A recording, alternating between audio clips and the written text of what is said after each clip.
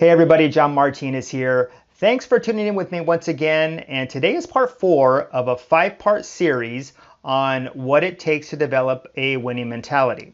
Now, if you were with me yesterday, you will recall that we were discussing how to get rid of toxic thoughts.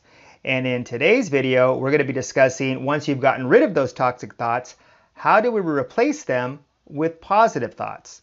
So positive thoughts, first and foremost, are inspired thoughts that awaken us to a greater potential. Positive thoughts can only be planted with intention, and in order to plant positive thoughts, you will have to reprogram the mind. The only way to reprogram the mind is to get to the root of toxic thoughts that are robbing you of a greater quality of life. And this is no easy task.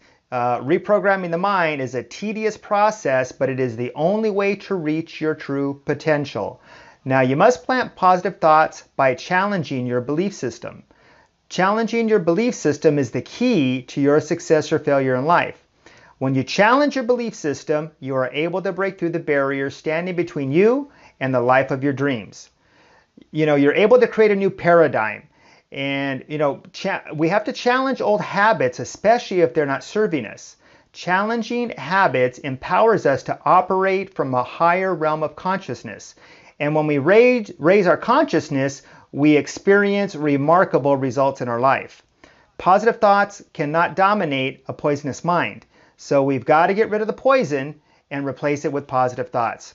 So there you go, secret number 3. Be sure to tune in tomorrow, and I'll be revealing the final of the 4 secrets on developing a winning mentality.